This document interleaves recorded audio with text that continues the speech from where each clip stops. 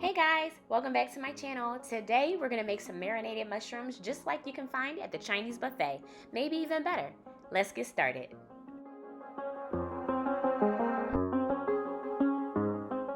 Okay, so we're gonna get started. I think this is a 32, I think this is a 16 ounce container of white button mushrooms. Okay, you don't want to use portobello for these. I mean, you can if you want, but we're gonna try to stick to what it looks like and how they make it at the Chinese buffet, because if you don't know, that's one of my favorite places to eat. So we're gonna start with washing our mushrooms. Normally you're not supposed to wash mushrooms in water because mushrooms will absorb the water, but it works out, it's full circle. Use water to clean and rinse off the dirt from your mushrooms. It's gonna work out perfectly once we put it into the pot and it starts releasing water and juices and stuff to make the sauce. Okay, so now we're gonna take our mushrooms and I'm gonna cut them into quarters. All right, you can do slices if you like, but the main point is to have larger chunks. So if you want to just cut them in half, you can do that. You can cut them into big slices of 3. That works too. But you know, working with quarters just make me happy, so that's what I'm gonna do. You don't have to cut off the entire stem, but I'm just taking off the brown woody bits that I see on some of the mushrooms.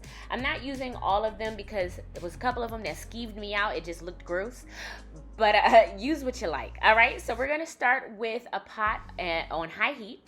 We're gonna add about a tablespoon of canola oil. As you can see in the back, I have oyster sauce, soy sauce, and sesame oil. Those are going to be the main ingredients for our mushrooms, okay?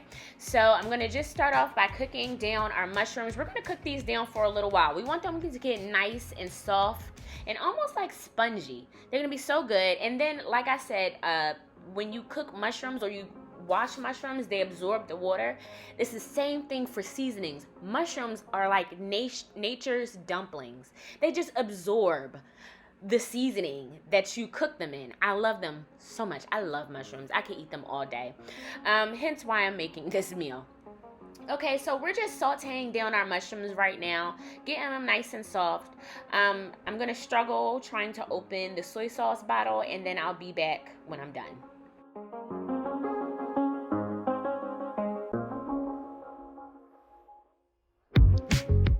Okay, so the other soy sauce bottle will not open, so I'm using a different type of soy sauce, one that I already had opened. I used about 3 tablespoons of that. I'm going in with about a 1/4 cup of oyster sauce. And also, did you see all that water that those mushrooms released? That's what we want. We want it to be juicy. We want it to be succulent. I'm going to go in with about 2 teaspoons of sesame oil.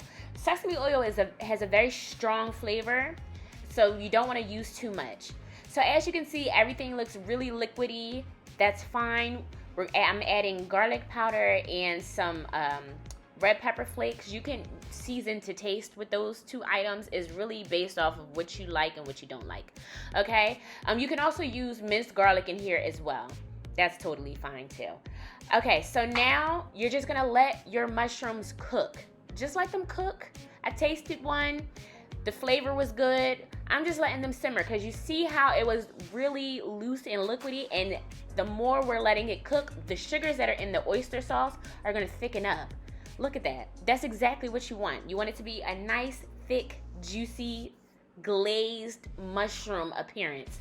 Top it off with some green onion and some sesame seeds, maybe a little bit more pepper flakes if you like spice, and that's it. Simple and delicious. If you guys like this recipe, please give me a thumbs up, leave comments down below, and make sure you subscribe. And I'll see you guys in the next video. Bye.